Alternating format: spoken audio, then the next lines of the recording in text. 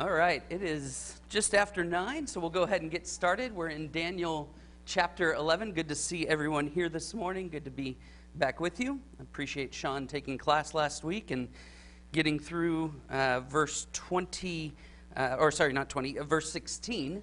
And so we'll pick up in verse 17 or end of 16 this morning. Before we do that, let's begin with a word of prayer. Our almighty, righteous Father in heaven, thank you so much for today and the time we have to be together to study your word and to grow in love with you even more. As we study the prophecies of Daniel and see the many fulfillments that have been seen throughout history, let us find confidence in your word. Help us to find hope in the other promises you have made that still remain unfulfilled, knowing confidently that all things will happen just as you say they will. God, you are the Ancient of Days. You are the Creator. You are the Alpha and the Omega. You are the King of Kings and the Lord of Lords. You are our Father. And we thank you so much for looking upon us every day and showing us your love and compassion and mercy. We are emboldened to continue in our faith and to grow closer to you every day as we learn more about you. Help us to keep our minds and our hearts open this morning as we study, that we would see you, your Son, and your Spirit in all things. And this we pray in your Son, our Savior's name. Amen. All right, Daniel chapter 11. As we left off, verse 16, it says that he shall stand in the glorious land with destruction in his hand. This, you all left off last week, we began to talk about Antiochus III. And as Sean was very good to point out at the very end to remind us, this is all about what is taking place in the land of Israel. What's taking place of who's controlling the people of God or the territory of the people of God. And so we're seeing, as Daniel is receiving this prophecy, that even though they're coming back from captivity, which is where we are right now in Babylon, even though they're going to come out of that captivity and find their way back to the promised land, it's not going to be all peace. That there's still going to be this disruption over who controls Israel, something we see even to today. And so as we are in verse 16, it says that he'll stand in the glorious land with destruction in his hand. And this is Antiochus III entering into Israel and allowing the Seleucids to once again capture control of the land. So we'll read from there, verse 17 through 19, and see what it says about his entering into Israel, his entering into the glorious land. He shall set his face to come with the strength of his whole kingdom, and he shall bring terms of an agreement and perform them. He shall give him the daughter of women to destroy the kingdom, but it shall not stand or be to his advantage. Afterward, he shall turn his face to the coastlands and shall capture many of them. But a commander shall put an end to his insolence. Indeed, he shall turn his insolence back upon him. Then he shall turn his face back toward the fortresses of his own land, but he shall stumble and fall and shall not be found. Interesting. Take a moment, see if you can make sense of what's happening, or ask any questions in just a moment that you might have about what's being described here.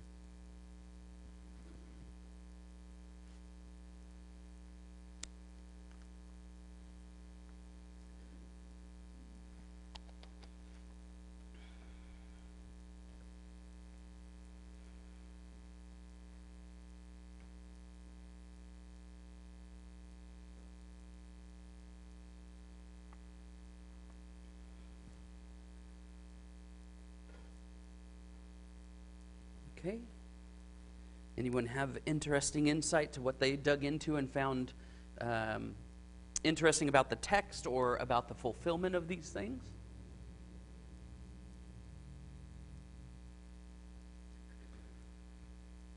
Sean and I were talking before he took over last week. Said this is probably one of the harder sections to kind of teach through and do the inductive study with.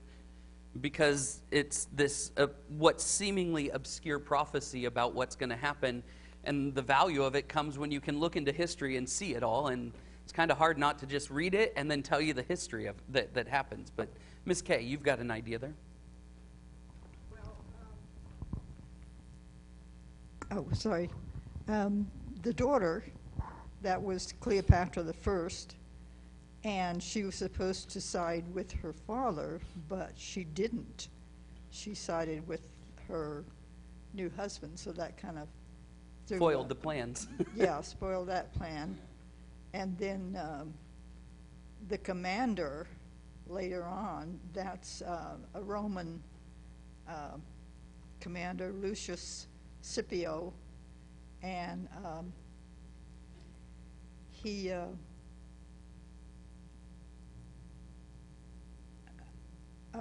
made Antiochus repay him for the war. That was one thing the Romans did. If you lost a war to them, you had to pay for it. Right. So that's why he went back and he was plundering a temple, trying to get money to pay for this, and the mob killed him while he was trying to get stuff out of the temple. Excellent. So let's tie all of that to specific verses here so people can follow along. You're absolutely right. Verse 17 tells us that he shall set his face to come with the strength of his whole kingdom. So Antiochus III is going out, and he's going to go conquer other nations. He's going to go and actually try to conquer or wants to conquer Egypt, would love to conquer Greece. He's trying to take over the world. And he gets this bright idea that he'll bring terms of an agreement and perform them. I got this idea how I can do this with less war. And as Miss Kay pointed out, he says, I'm going to have my daughter, Cleopatra the First, go and marry the man who's in control of Egypt at the time, Ptolemy the Fifth. So they go and get married, and Antiochus is like, this is great. Now I've got my hand over that kingdom. And Cleopatra goes, I'm over you, Dad. I got myself a husband. I've got a kingdom. This is good. I'm going to take care of my husband and his needs. And so Ptolemy and Cleopatra begin to reign in Egypt. And it doesn't stand, verse 17 ends, but it shall not stand or be to his advantage. So now Antiochus is out in the cold, no way to control Egypt. And then it goes even further and says that he's going to turn his face to the coastlands and capture many of them, but a commander will put an end to his insolence. Antiochus starts pouting, getting frustrated that his daughter won't let him control Egypt. So what does he do? He turns his face fully towards Greece. He goes and starts pushing towards Greece, and Rome's over there going, don't do that. Don't do it. I'm telling you, don't do it. We're Rome. Don't touch Greece. Does Antiochus listen? Nope. He plows right into Greece. And this is where, as Miss Kay mentioned as well, Lucius Cornelius Scipio, which is a commander, meets him in Thermopylae and defeats him in 191 BC. So we have this proof that Antiochus III is defeated. He now has to pay back the debt for Rome sending support and for Cornelius or Lucius coming in and defeating him. And it says, indeed, at the verse 18, he shall turn his insolence back upon him. And what ends up happening is Antiochus gets defeated 2 more times, in 190 and in 188. And as a result of that, his insolence is turned back on him. In other words, his desire to take over Greece and to push back against Rome is turned back on him, and he bears the full weight of all of his insolence. That comes in the form of a treaty that requires him to send 19 people plus his own son, Antiochus IV, into hostage. And so they have this idea that his insolence is turned back on him. So now his son is taken captive. He's lost against Rome. He hasn't conquered Greece. He hasn't conquered Egypt. He's lost on every front. So what does he do? he pouts some more. And as verse 19 says, he turns his face back toward the fortress of his own land. And what we see is that he goes back through his own lands and starts pillaging temples where people have given their own money to temples so that the temple worship can continue. He goes back through and tries to take that money to be able to pay back the war debt that Rome is pressing on him. And as Kay pointed out, stumbles and falls. His own people go, no, that's our money to our gods. You're not doing that. And they kill him in the process. And he shall not be found. His reign comes to an end. No more Antiochus III. Questions on any of that? Okay. Continue on, verse 20.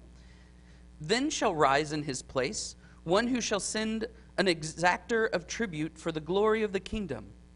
But within a few days he shall be broken, neither in anger nor in battle. In his place shall arise a contemptible person to whom royal majesty has not been given. He shall come in without warning and obtain the kingdom by flatteries. Armies shall be utterly swept away before him and broken, even the prince of the covenant. Okay, let's take those couple verses. See if you can make sense of some of those details or fill in some gaps from your research, and then we'll talk.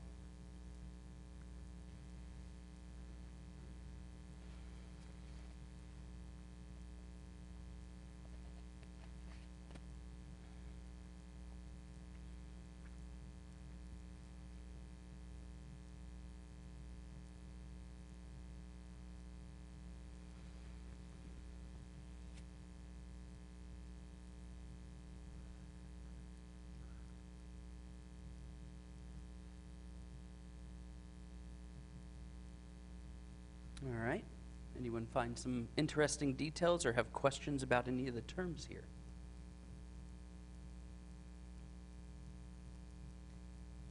Dave.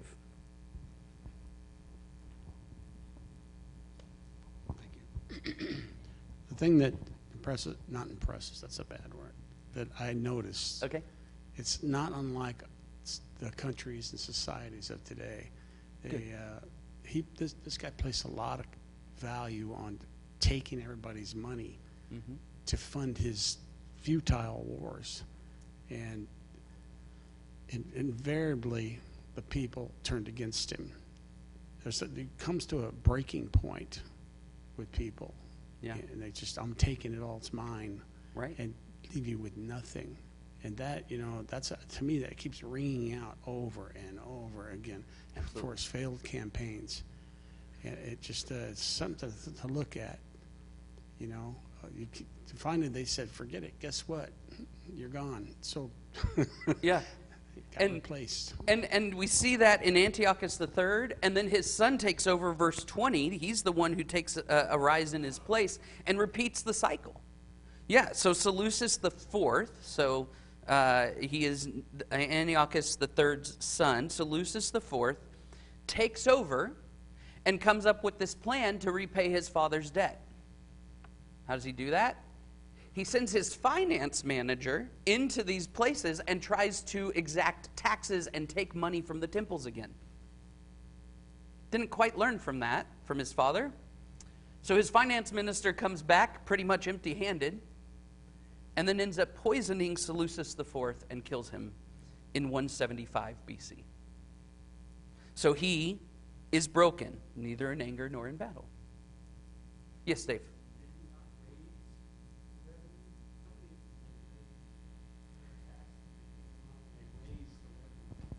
Yeah, and I don't remember reading who is successful at that.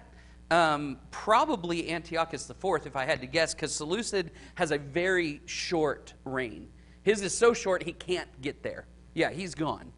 But in verse 21, in his place arises a contemptible person to whom royal majesty has not been given. He was not the rightful heir. He didn't belong on the throne. This is none other than Antiochus IV Epiphanes. And we're going to read about him for a number of verses now. This becomes the main character in this prophecy from here up until around verse 35. I mean, we're going to be reading about him and his tactics and what's going on with Antiochus IV, because he is the Antiochus who is in reign and doing his work and part of what leads to the Maccabean revolts. Okay? So we're going to see that come about. But what happens is he comes in and he's a co-regent with another son of Seleucus, who then ends up getting murdered in 170 BC, and that leaves Antiochus IV in control, or having control over the territory in Israel. And verse 22 confirms that that armies shall be utterly swept away before him and broken, even the prince of the covenant. Who's the prince of the covenant? Likely the high priest. Yeah, we would tend to go that direction. So verse 22 seems to be that Antiochus IV looks to be unstoppable. He's sweeping through the land. He's conquering every army in his path. He becomes so powerful that he even is able to make changes to who is the high priest in Jerusalem. Now that seems problematic, doesn't it? Who chooses the high priest? God. So here, Antiochus IV is taking the place of God in Jerusalem. I'm sorry? Yes, there's a number of bribes that also come in, and we get transfer of power and all sorts of things that happen. In fact, at the time, what we seem to understand, well, let's read some more text, because it's going to give us the details to fill in some of these gaps. Beginning at verse 23. And from that time, an alliance is made with him. He shall act deceitfully, and he shall become strong with a small people. Without warning, he shall come into the richest parts of the province, and he shall do what neither his fathers nor his fathers' fathers have done, scattering among them plunder, spoil, and goods. He shall devise plans against strongholds, but only for a time. And he shall stir up his power and his heart against the king of the south with a great army. Let's go through there. So what seems to happen is in verse 23, as this alliance begins to be made with him, he's going to act deceitfully. This seems, as best we can understand, to be talking about how he deals with that high priest position and how he deals with the Jewish people. Dealing deceitfully, it would seem that Jason, we have record that Jason wants to become high priest. He's the brother of the high priest at the time. So Onias III is high priest. Jason, his brother, wants to become high priest, so he bribes Antiochus to give him the high priest position. Not too long behind him, Menelaus gives a bigger bribe to him in 172. And so we see this idea that Antiochus is coming in and just playing power tactics and deceitful games with the people and just trying to maintain his control. And money talks for him. He's being led by money and his own pride and what he wants to accomplish. It says he shall become strong with a small people. Who's the small people, do you think? I'm sorry? Assyrians? Oh, Syrians. Okay, that is possible. That is one possibility. Anyone find anything else? Yeah, he'll become strong with a small people. Not only the Jews, but likely referring to him becoming strong with the Jews who give up their Jewish background and pledge loyalty to Antiochus and his ways. And so they are the people that seem to be apostatizing their faith, meaning they're going after other ways and siding with Antiochus IV. Ida, did you have something to add to that? The Samaritans also. Okay. Also, the Samaritans would be included in that small group. Great. So what he's doing, though, is he's manipulating and finding power amongst a small group of the Jews, and it's going to look like he's in charge. And we're going to get more detail that says that's not going to be all the Jews, though. That's not going to be everyone. But with that power, he's able to do some incredible things. What do you notice in verse 24 and 25?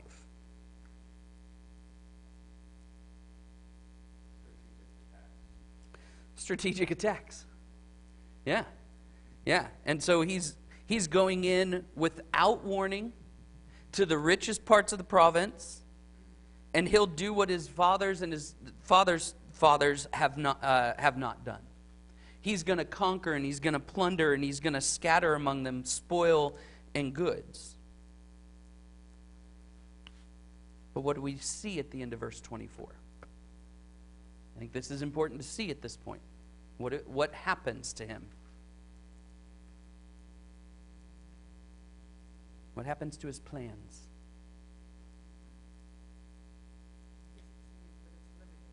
He succeeds, but it's limited. It's only for a time, right? It's not eternal. This kingdom shall also pass. It's going to end. And part of what he does is stir up his power and his heart against the king of the south. So he's not content with having control over Jerusalem. So what does he do? I'm going to go conquer Egypt. I'm going to go take care of that country too. I'm going to get rid of them because they're a problem for me. Let's read on then. Middle of verse 25. The king of the south shall wage war with an exceedingly great and mighty army, but he shall not stand. For plot shall be devised against him. Even those who eat his food shall break him. His army shall be swept away, and many shall fall down slain. As for the two kings, their hearts shall be bent on doing evil.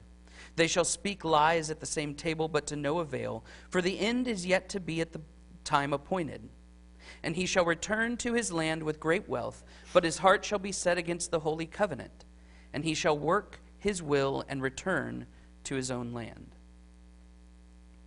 So what happens? Antiochus gets this idea to go attack Egypt in about 170, 169, according to verse 25 there. But who's in the south now? Who's reigning in the south? Did anyone find that? Ptolemy the Sixth, okay, which happens to be Cleopatra's son. So Antiochus's cousin is now on the throne, and he's going to go wage war against him. But what ends up happening is that the king of the south doesn't stand. Why does he not stand? Because Ptolemy doesn't have a Loctite cabinet with him. He doesn't have a group of people he can trust, and his battle plans get leaked. And as he's going in to start doing all of his fighting against Antiochus, he fails. So Antiochus the fourth has the upper hand, and he is able to defeat him. And it says that, verse 26, those who eat his food shall break him. I think this is still talking about Ptolemy. Who is it that undermines Ptolemy? His own cabinet. Specifically, two of his advisors are said to tell him to reclaim Palestine, and they send him out and say, hey, you should go attack Palestine. We can at least conquer that. Ptolemy is utterly defeated there as he tries to attack Palestine. So those who are supposed to be eating from him and being taking care of him, they undermine him and lead him to his own demise.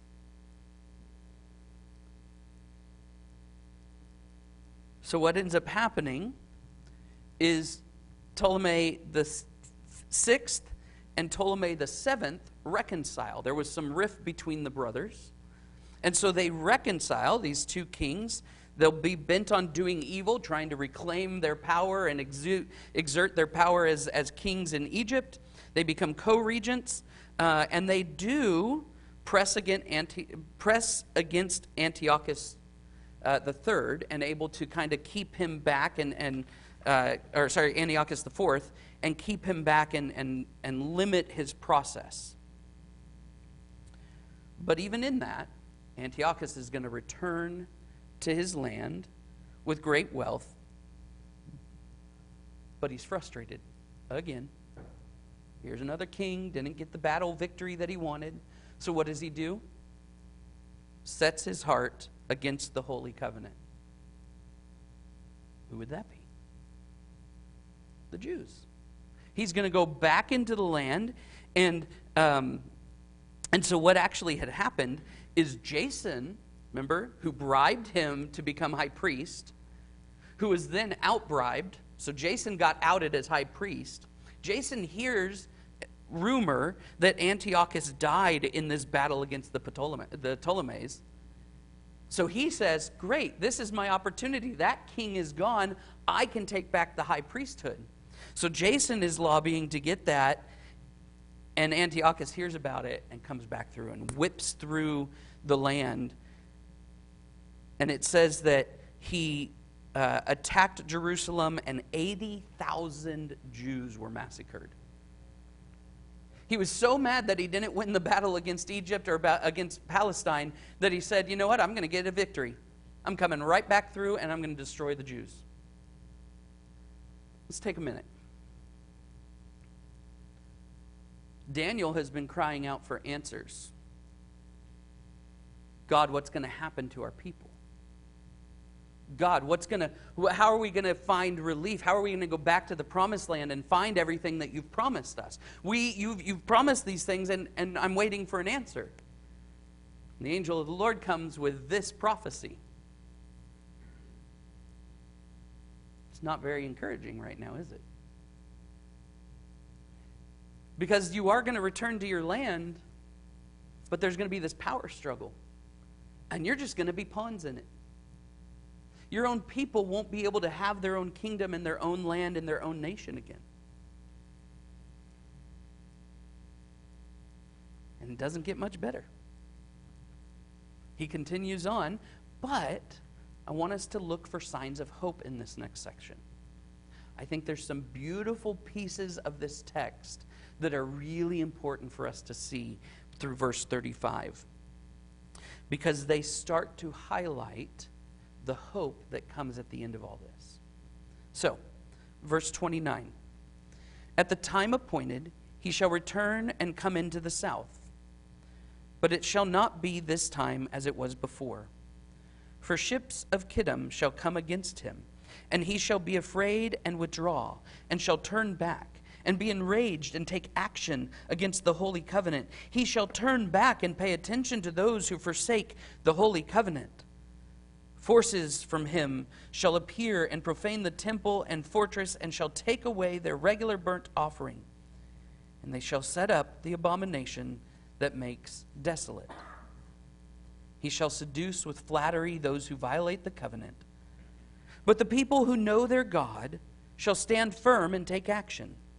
And the wise among the people shall make many understand, though for some days they shall stumble by sword and flame, by captivity and plunder.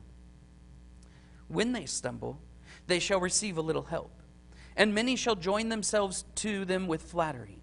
And some of the wise shall stumble, so that they may be refined, purified, and made white, until the time of the end, for it still awaits the appointed time.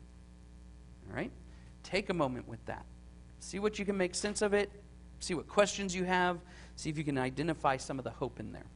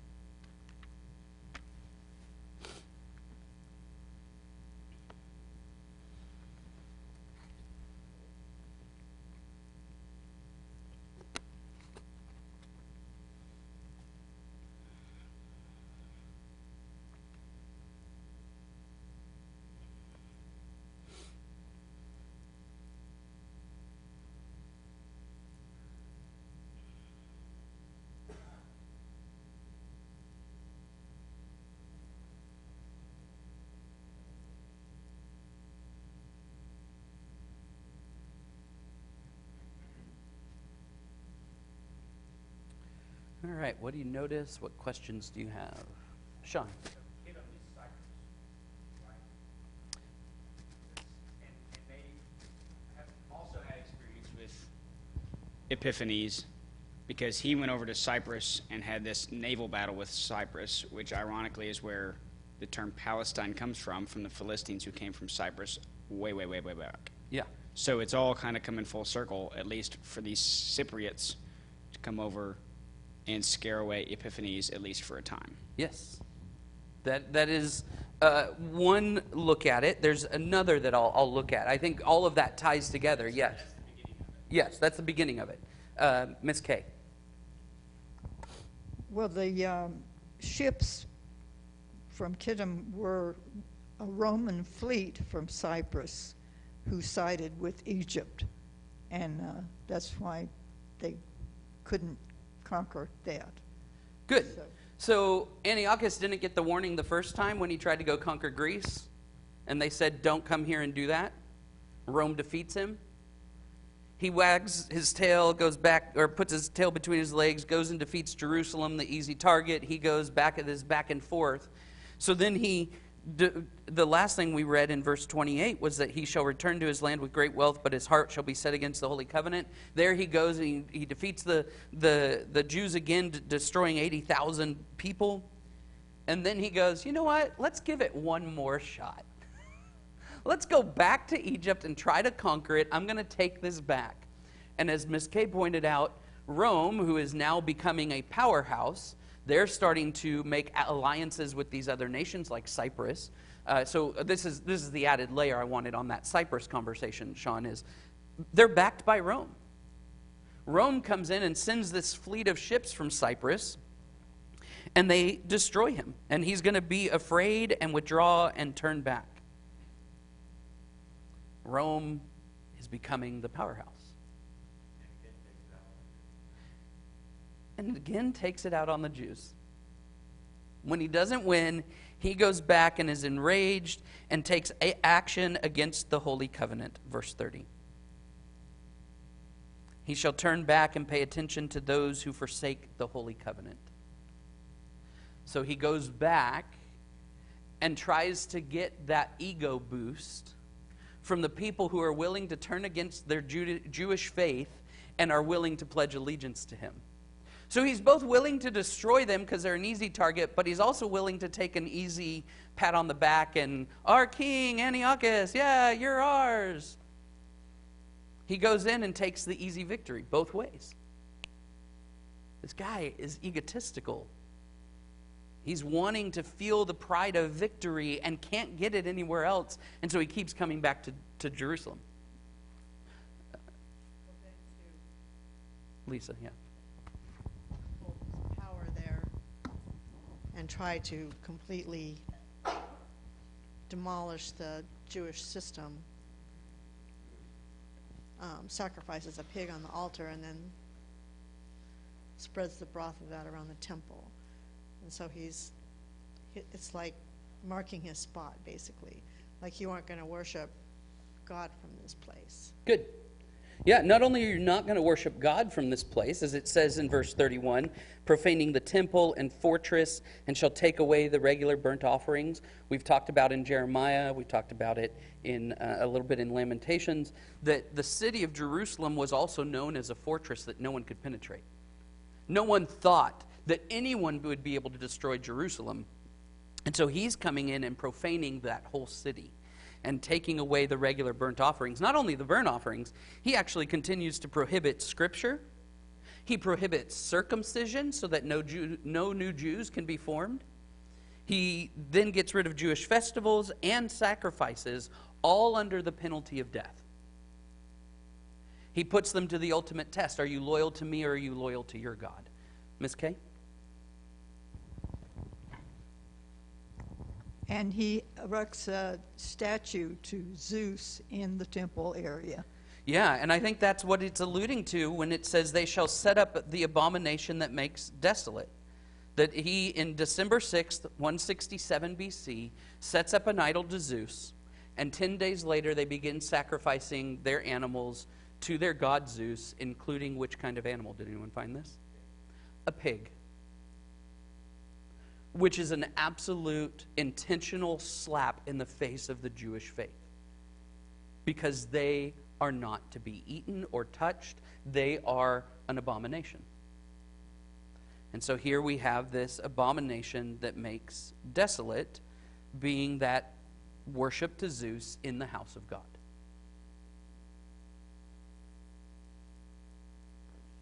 But he's not done. What else do we see, verse 32 through verse 35? Aaron? Not all the people, give in to the false worship. There are some among them that are called wise, Yeah. and they are influential into kind of convincing enough of the Jews that they need to take a stand. Good.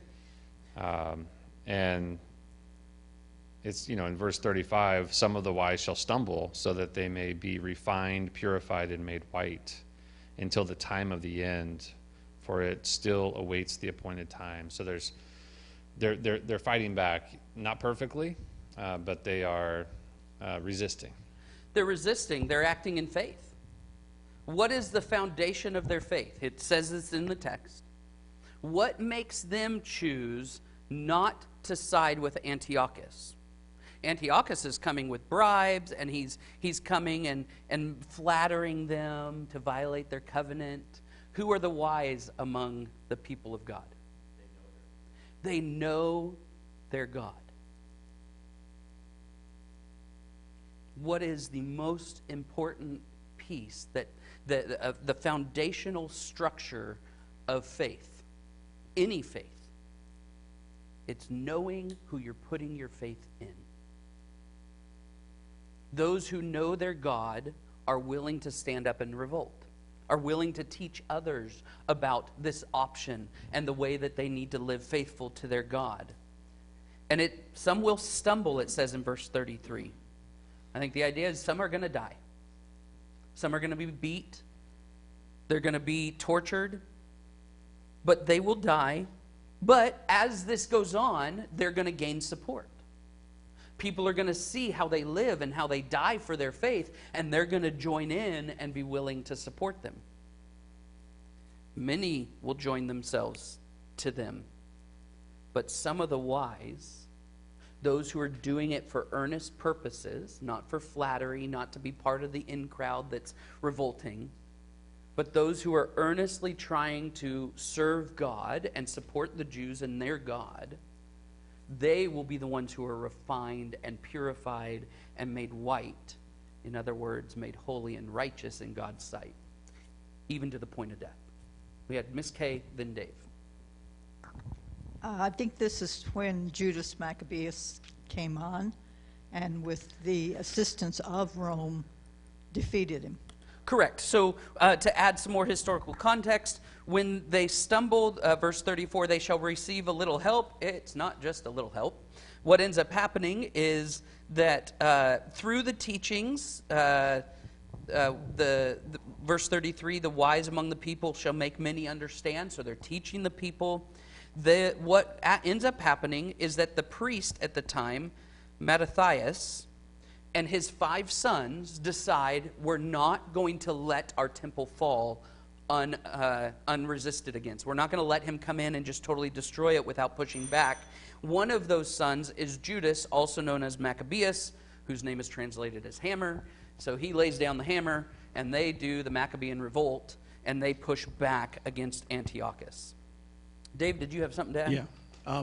I think if you look at all of this, I mean, as Kay pointed out, they put up a statue of Zeus. They killed pigs on the temple, which repulse the Jewish people. But they did more than that.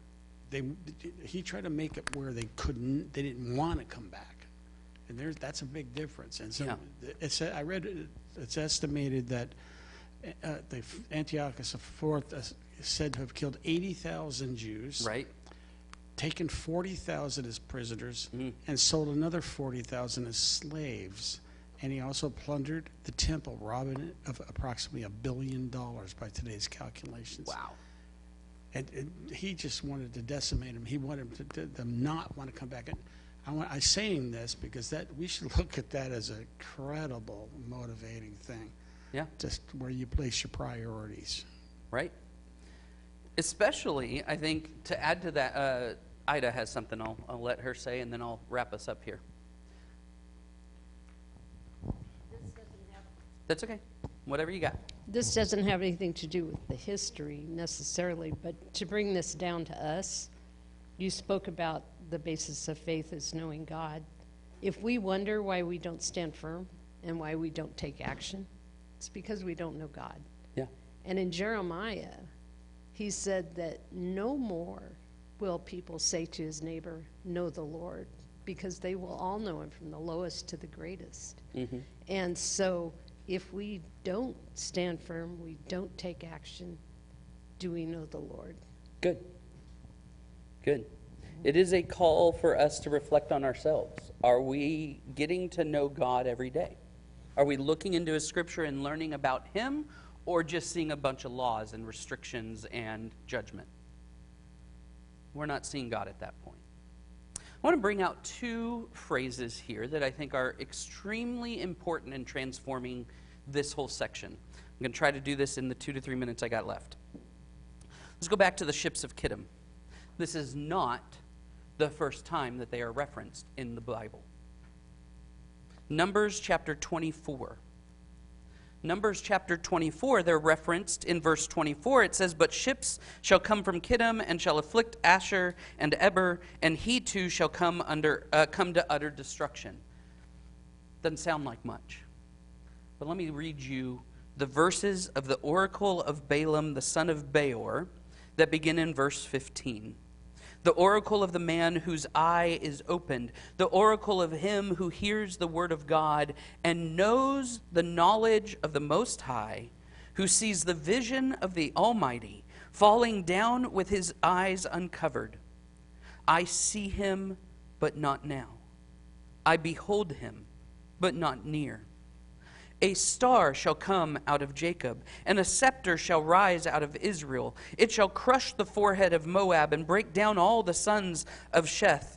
Edom shall be dispossessed. Seir also, his enemies, shall be dispossessed. Israel is doing valiantly. And one from Jacob shall exercise dominion and destroy the survivors of cities. What does that sound like?